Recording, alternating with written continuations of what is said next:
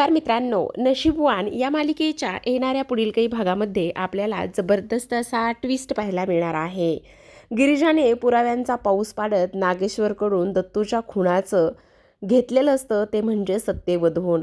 सोबतच गिरिजाने नागेश्वरचा व्हिडिओ विशाखाच्या मदतीने शूट करत नागेश्वरला अटक केलेली असते आणि त्यासोबत ज्या नागेश्वरला आत्तापर्यंत पोलीस पाठीशी घालत आलेले असतात त्या नागेश्वरला आता पोलिसांना अटक करावीच लागणार असते। कारण आता इकडे जी गिरिजा आहे त्या गिरिजाने मात्र मोबाईलमध्ये व्हिडिओ शूट केलेला असतो आणि तोच व्हिडिओ खराखुरा असा पुरावा पोलिसांना दाखवल्यामुळे पोलिसांची सुद्धा बोलती बंद झालेली असते। ह्या सगळ्या गोष्टी आपल्याला या आजच्या ट्विस्टमध्ये जाणून घ्यायच्या आहेत।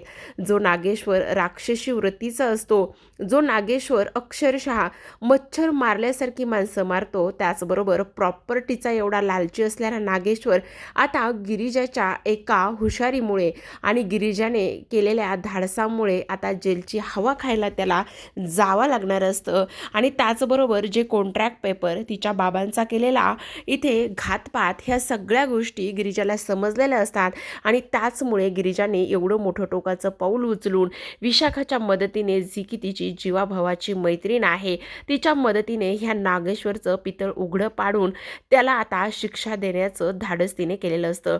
हे सगळं आपल्याला या आजच्या ट्विस्टमध्ये जाणून घ्यायचं आहे, पाहायचं आहे।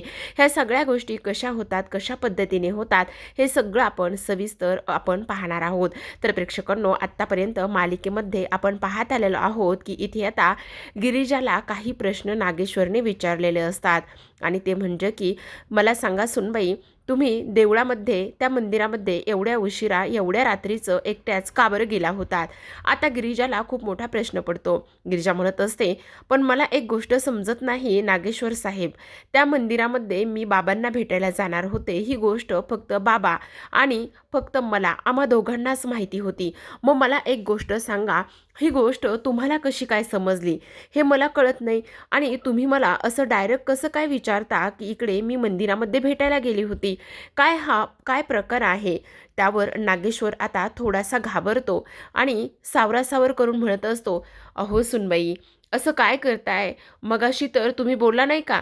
नाही नागेश्वर साहेब, मी पोलिसांना ती गोष्ट नाही सांगितली। मी फक्त पोलिसांना एवढंच बोलले की मी माझ्या बाबांना भेटायला गेली होती, पण मी मंदिराचं नाव नाही घेतलं। त्यावर नागेश्वर म्हणतो, अहो सुनबाई, तुमचे बाबा गेलेत ना, त्यामुळे तुम्ही खूप घाबरलात आणि त्या घाबरण्यामुळे, त्या भीतीमुळे तुम्ही विसरलात बहुतेक। काळजी घ्या स्वतःची आणि आमचा व्याही गेला आहे, त्यामुळे आम्ही त्याला न्याय मिळवून देण्याचा पूर्ण प्रयत्न करू, तुम्ही अजिबात काळजी करू नका, असं म्हणून नागेश्वर तिथून निघून जातो। गिरिजा विचारामध्ये गुंतलेली असते, नाही, काहीतरी कुठेतरी पाणी मुरते, काहीतरी गोष्टी कुठेतरी होत आहेत। नक्कीच ह्या नागेश्वरचा माझ्या बाबांच्या खुनाशी किंवा माझ्या बाबांच्या झालेल्या मृत्यूशी काहीतरी संबंध आहे, पण तो संबंध काय आहे, नेमकं कुठे पाणी मुरतंय, ह्या सगळ्या गोष्टी मला शोधून काढल्याच पाहिजेत, असा विचार ती करते आणि ताबडतोब खोलीमध्ये जाऊन खोलीचा दरवाजा बंद करते। मोनूला सांगत असते, मोनू शांत बस आणि तुझा अभ्यास कर, मी विशाखा मावशीला फोन करते। त्यामुळे ती लगेच विशाखाला कॉल करते आणि म्हणत असते, विशाखा, मला तुला ताबडतोब भेटायचंय। त्यावर विशाखा म्हणते, काय झालेलं आहे? एवढी घाबरलीस का? एवढं टेन्शन कसलं आलंय? तेव्हा ती म्हणत असते, हे बघ विशाखा, मी सांगते त्या गोष्टी तू ऐक, मला ताबडतोब भेटायचे। तेव्हा ती म्हणत असते, बरं ठीक आहे, कुठे येऊ भेटायला? त्यावर ती म्हणत असते, मी येते आपल्या नेहमीच्या ठिकाणी। म्हणून ती आता विशाखाला भेटायला निघालेली असते। जेव्हा विशाखाला भेटते तेव्हा मात्र ती झालेला प्रकार सांगत असते। ती म्हणत असते, हे बघ गिरिजा, मला वाटते तू जास्त विचार करतीस, ते लोक असे का करतील आणि त्यांचा तुझ्या बाबांना मारून काय उपयोग होणार आहे? आणि तसंही तुझ्या बाबांकडं असं काय होतं की ते तुझ्या बाबाला मारतील? नाही विशाखा, मला खूप मोठा इथे काहीतरी झोल वाटतोय, प्लीज तू माझी मदत कर ना, मला हे सगळं काही सत्य शोधून काढायचं आहे। त्यावर ती म्हणत असते, बोल ना, काय सत्य शोधून काढायचं आहे, काय मदत करू मी तुला. त्यावर ती लगेचच म्हणत असते, आपण एक ट्रॅक लावूयात. मला असं वाटतंय की नक्कीच ह्या ट्रॅकमध्ये इथे नागेश्वर साहेब अडकतील. त्यावर ती म्हणत असते, बोल कसला ट्रॅक. मला असं वाटतंय की आपण आता मंदिरामध्ये जाऊयात आणि मंदिरामध्ये गेल्यानंतर तिथे शोधाशोध करूयात. सुरुवातीला तर आपण आमच्या घरी जाऊयात आणि घरी जाऊन शोधूयात. त्यावर ती म्हणत असते, बरं ठीक आहे चालेल ना, मी तुझ्यासोबत येते, पण आत्ता नको. आत्ता मी घरामध्ये थोड्या वेळासाठीच बाहेर पडले, त्यांना संशय यायला नको.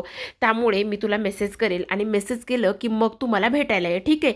असं म्हणून आता गिरिजा घरी जाते.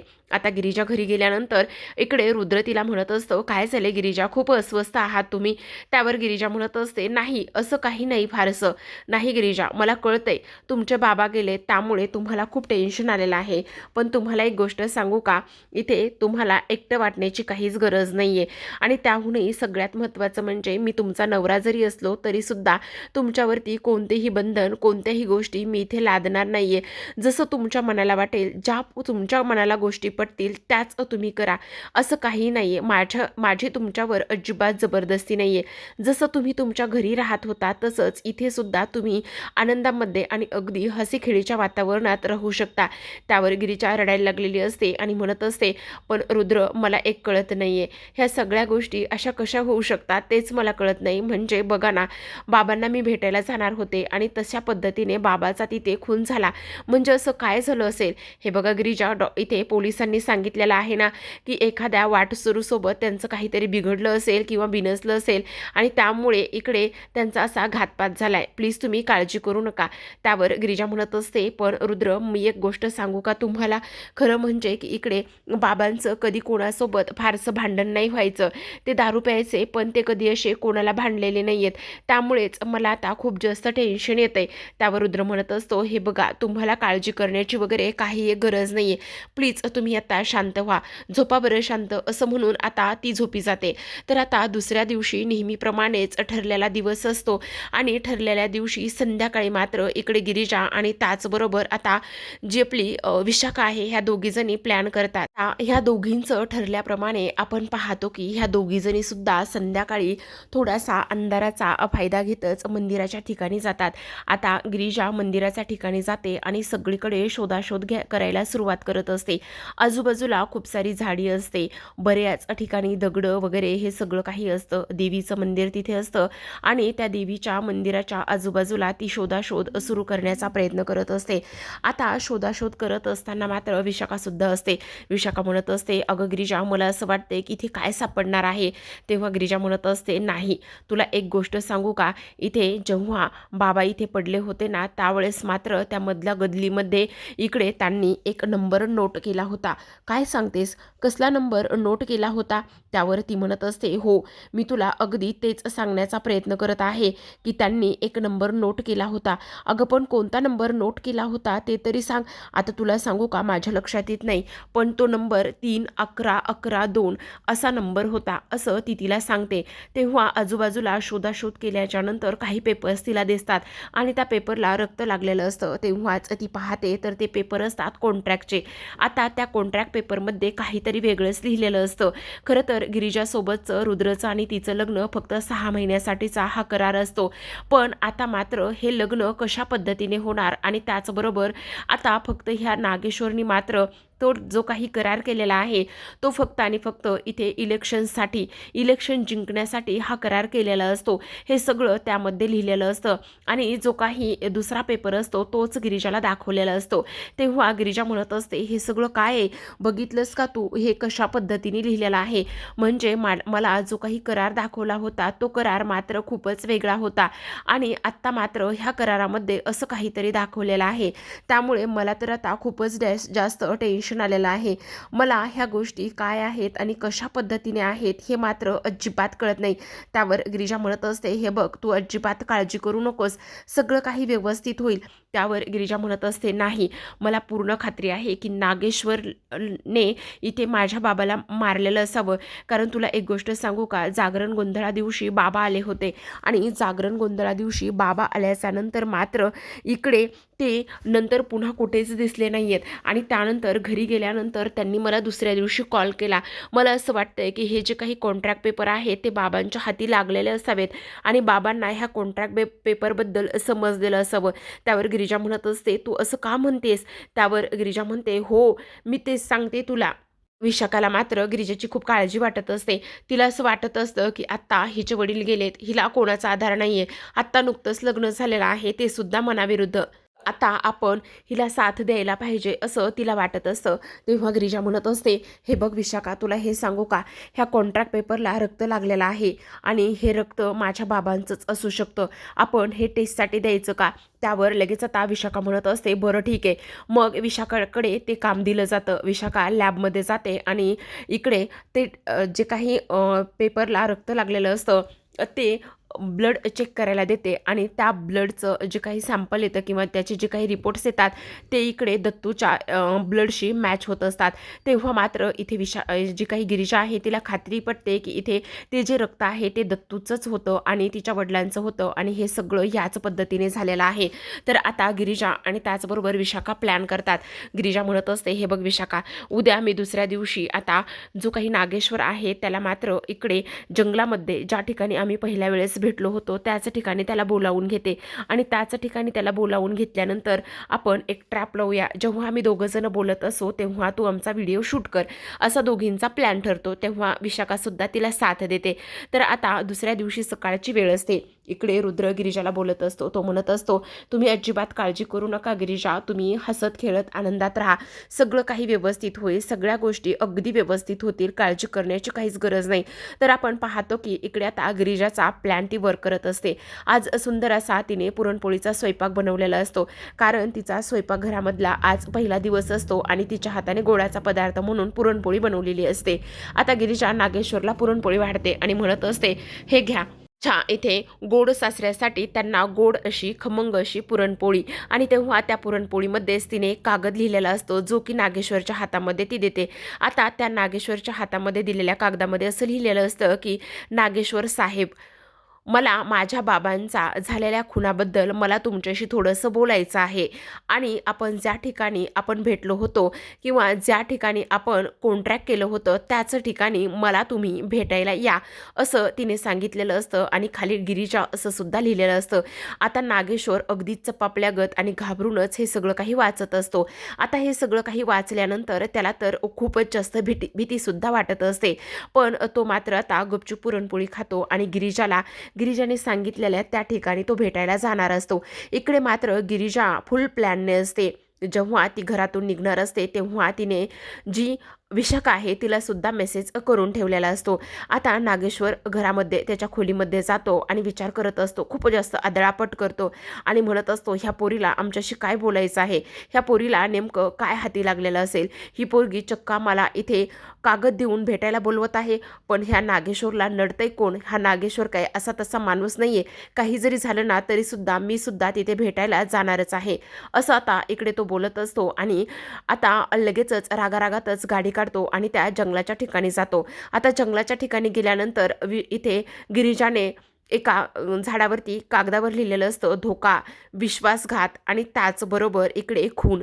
ह्या तिन्ही गोष्टी तिने आता झाडावर कागदावर लिहून टाकलेल्या असतात. हे सगळं काय आहे असा नागेश्वर विचार करतो, पण नागेश्वरने हे सगळं काही केलेलं असतं आणि त्याला आता पूर्ण खात्री पटलेली असते की नक्कीच गिरिजाला आम्ही केलेल्या त्या काळ्या कृत्याबद्दल समजलेलं आहे आणि त्यामुळेच गिरिजा हे सगळं करते असं सुद्धा त्याला वाटलेलं असतं. आता खून, विश्वासघात आणि त्याचबरोबर इकडे हे सगळं तो हातामध्ये घेतो आणि हातामध्ये घेतल्यानंतर गिरिजा त्याच्या समोर असते. आता गिरिजासमोर असतानाच इकडे गिरिजाने अगोदरच विशाखाला सगळं काही सेट करायला लावलेलं असतं. गिरिजा आणि इकडे नागेश्वर समोरासमोर उभे असतात. गिरिजाच्या हातामध्ये कॉन्ट्रॅक्ट पेपर असतं, तर विशाखा मात्र झाडाच्या आड लपलेली असते आणि झाडाच्या आड लपूनच ती आता इकडे गिरिजाचा व्हिडिओ शूट करत असते.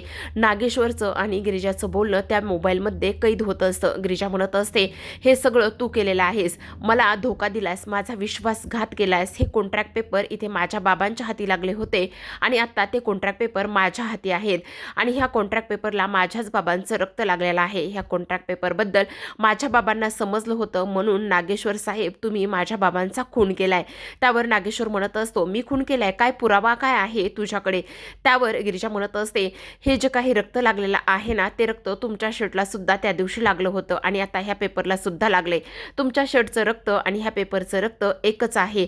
ह्या दोन्ही सॅम्पलचं इथे रिपोर्ट आलेले आहेत आणि ते एकच रक्त आहे. म्हणजे माझ्या बाबांचा खून तुम्ही केलेला आहे, कारण तुमचं सत्य, तुमचा काळा चेहरा त्यांच्यासमोर आला होता. आता मी तुम्हाला सोडणार नाही. त्यावर नागेश्वर म्हणत असतो, हो हो हो, मीच मारले त्या दत्तूला. ज्यांना ज्यांना सत्य समजेल त्यांना त्यांना मरावंच लागेल, कळलं तुला?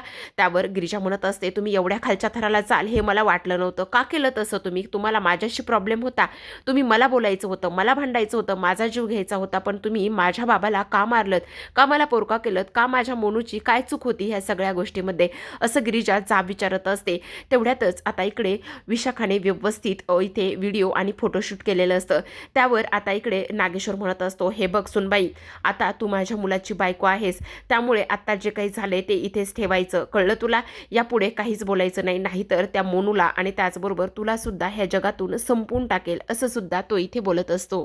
हे सगळं काही बोलल्यानंतर तो म्हणत असतो, जा, जे काही करायचं आहे ना ते कर, मला कशाचीही भीती वाटत नाही किंवा माझं कोणीही वाकडं करू शकत नाही, असं म्हणून तो तावातावानेच तिथून निघून जातो. आता तो तिथून निघून गेल्यानंतर त्या जंगलामधून ह्या दोघीजणी सुद्धा बाहेर पडतात. आता त्या जो काही व्हिडिओ शूट केलेला असतो तो व्हिडिओ गिरिजाच्या मोबाईलमध्ये ती घेते आणि त्याचबरोबर विशाखाच्या सुद्धा मोबाईलमध्ये तो असतो. आता गिरिजा म्हणत असते, ताबडतोब मी पोलीस स्टेशनला जाते आणि ह्या व्हिडिओ दाखवून तक्रार करते. आता गिरिजा पोलीस स्टेशनमध्ये जाते आणि इकडे पोलिसांना सांगत असते, जो काही माझे वडील दत्तू लोखंडे यांचा खून झालेला आहे तो खून नागेश्वरनी केलेला आहे, मला त्यांच्या विरोधात कंप्लेंट द्यायची आहे. त्यावर पोलीस म्हणत असतात, हे बघा, तुम्ही असं कसं बोलू शकता, तुमच्याकडे काय पुरावा आहे? ती एवढी मोठी व्यक्ती आहे आणि त्यांना आम्ही असं अटक नाही करू शकत. त्यावर इकडे गिरिजा म्हणत असते, का? माझी कंप्लेंट आहे, मला त्यांच्यावर संशय आहे, मग तुम्ही अटक का नाही करू शकत? हे बघा, आम्ही नाही करू शकत, कारण कसलंही इकडे पुरावा नाहीये आणि तुम्ही त्यांच्या विरोधात एवढं सगळं काही बोलताय, काय पुरावा आहे तुमच्याकडे? त्यावर लगेच आता गिरिजा मोबाईलमध्ये असलेला व्हिडिओ पोलिसांसमोर पकडते आणि म्हणत असते, आता बघा, ह्या जो काही नागेश्वर आहे त्या नागेश्वरनी केलेल्या सगळ्या गुन्ह्याची कबुली त्याने ह्या सगळ्यामध्ये दिलेली आहे. आता यावर तुम्हाला काय म्हणायचं आहे? तो स्वतः कबूल करतोय की त्याने दत्तू लोखंडेचा खून केला आहे, त्याने मला पोरकं केले आणि त्याने मला फसवले, त्याने माझा विश्वासघात केलेला आहे. हे फक्त आणि फक्त त्याने इलेक्शनसाठी केलेला आहे, माझा वापर केलाय आणि मला पोरकं केलेला आहे. तुम्हाला आत्ता तरी ह्या सगळ्या गोष्टीबद्दल काही बोलायचं आहे का? तेव्हा मात्र पोलीस आता हतबल होतात आणि पोलीस हतबल झाल्याच्या नंतर आता इकडे ते नागेश्वरला कॉल करतात आणि नागेश्वरला कॉल केल्यानंतर ते म्हणत असतात, हे बघा नागेश्वर घोरपडे, आता तुमच्या विरोधामध्ये आमच्याकडे पोलीस कंप्लेंट आलेली आहे आणि शिवाय खूप मोठा पुरावा सुद्धा तुमच्या विरोधामध्ये आमच्याकडे आहे, त्यामुळे आता आमच्या हात दगडाखाली आहेत, काही जरी झालं तरी सुद्धा आम्हाला तुम्हाला अटक करावीच लागणार आहे. त्यावर नागेश्वर चिडतो आणि म्हणत असतो, मी काही तुम्हाला असंच पोसत आहे का? तुमची हिंमत कशी झाली माझ्यासमोर हे सगळं काही बोलायची? तुम्ही समजता कोण स्वतःला आणि तुम्ही मला अटक कशी काय करू शकता? मी काय असेच पैसे देतो का तुम्हाला? आणि कोण आहे ते माझ्या विरोधात कंप्लेंट करणारं? त्यावर पोलीस म्हणत असतात, तुमची सून आहे गिरिजा घोरपडे, तिनेच इथे तुमच्या विरोधात कंप्लेंट केली आणि तिच्याकडे खूप मोठा पुरावा सुद्धा आहे. त्यावर मात्र इथे जो काही नागेश्वर आहे तो म्हणत असतो, नाही, मी अजिबात असं काही करणार नाही. पण पोलीस म्हणत असतात, हे बघा, आत्ता तुम्हाला यावंच लागणार आहे, हवं तर तुम्ही तुमच्या बळावर नंतर जामीन घ्या किंवा तुमचा वकील लावून नंतर तुमची जी काही प्रोसेस असेल ती तुम्ही करा, पण आत्ता मात्र आम्हाला तुम्हाला अटक करावीच लागणार आहे, कारण तुमच्या सुनेने आम्हाला धमकी दिलेली आहे, जर आम्ही तुम्हाला अटक नाही केली तर त्या वरच्या कोर्टामध्ये किंवा वरच्या पोलीस स्टेशनमध्ये सुद्धा अपील करू शकतात, त्यामुळे आत्ता तुम्हाला आमच्यासोबत यावंच लागेल. तेव्हा मात्र नागेश्वर इथे खूप चिडतो आणि पोलिसावर आवाज चढवून बोलत असतो. आता मात्र पोलीस म्हणत असतात, हे बघा नागेश्वर सर, आत्ता तुम्ही आमच्यावर कसलाही आवाज चढवू शकत नाही आणि तुम्हाला आमच्यासोबत यावंच लागणार आहे, असं म्हणून आता इकडे भर चौकामध्येच जे काही पोलीस आहेत ते नागेश्वरला बेड्या घालत असतात. गिरीजा मात्र तिथे बाजूलाच उभी असते आणि आता गिरीजा पोलिसांना त्याला घेऊन जाताना पाहत असते आणि शेवटी ती म्हणत असते, आता खऱ्या अर्थाने माझ्या बाबांच्या आत्म्याला शांती मिळेल. तुझ्यासारखा जो साप बनून सगळ्यांना डसणारा माणूस आहे तो गजाआड झाला यातच मला आनंद आहे. त्यावर तो म्हणत असतो, सुनबाई एक गोष्ट लक्षात ठेवा, तुम्ही हे सगळं जे काही करताय ते तुम्हाला महागात पडेल. तुम्ही खूप चुकीचं पाऊल उचललेलं आहे. हे बघा, तुम्ही असं करू नका. आत्ताच्या आत्ता पोलीस कंप्लेंट मागे घ्या, नाहीतर तुमचं खूप जास्त मोठं नुकसान होऊ शकतं, असं सुद्धा नागेश्वर गिरीजा सगळ्या गोष्टी धमकावूनच बोलत असतो. पण आता मात्र गिरिजाला कोणत्याही गोष्टीचा फरक पडलेला नसतो. तिने आता स्पष्टपणे सांगितलेलं असतं की मी घाबरत नाही आणि त्याचबरोबर तुझी लायकी तीच आहे, तुला आता जेलमध्येच चढावं लागणार आहे, कारण माझ्या बापाला तू मारलेला आहेस आणि त्याची शिक्षा मी तुला दिलेलीच आहे. पुन्हा तू असे कारनामे करणार नाहीस. आणि त्याचबरोबर सगळ्यात महत्त्वाचं म्हणजे लहान मोठं गरीब असं कोणीही नसतं, समजलं तुला? तू एवढा मोठा विश्वासघात केलायस, मला फसवलंयस आणि स्वतःच्या मुलाबरोबर माझं लग्न लावून घेतलंयस. किती मोठी फसवणूक तू आमची केलेली आहे. फसवणूक तर केलीसच आणि सोबतच सगळ्यात महत्त्वाचं म्हणजे की माझ्या बापाला तू मारलेला आहेस, मला आणि माझ्या मनूला पोरकं केलंयस तू, त्यामुळे तुला ह्या सगळ्या गोष्टीची शिक्षा मिळालीच पाहिजे. तर आता प्रेक्षकांनो, फायनली पोलीस आता इकडे जो काही नागेश्वर आहे त्याला घेऊन गेलेले असतात आणि तेव्हा मात्र गिरिजाला इथे आता आनंद आणि शांती ह्या सगळ्या गोष्टी भेटलेल्या असतात. शेवटी आता घरी आल्यानंतर गिरिजा जी आहे ती इथे तिच्या वडिलांच्या फोटोसमोर उभी राहते आणि ढसाढसा रडायला लागलेली असते. आणि तेव्हा तिथे रुद्र येतो आणि रुद्र तिला आधार देत असतो. तेवढ्यातच मात्र आता आपली गिरिजा जी आहे ती रुद्रला घट्ट मिठी मारत असते. तर आता प्रेक्षकांनो, इकडे जो काही नागेश्वर आहे तो कशा पद्धतीने पोलीस स्टेशनमधून सुटून येईल आणि काय करेल हे पाहणं खूपच जास्त इंटरेस्टिंग असतं. तर अशाच नवनवीन डेली मालिकांचे अपडेट्स आणि ट्विस्ट पाहायचे असतील तर नक्की चॅनलला सबस्क्राईब करा. धन्यवाद.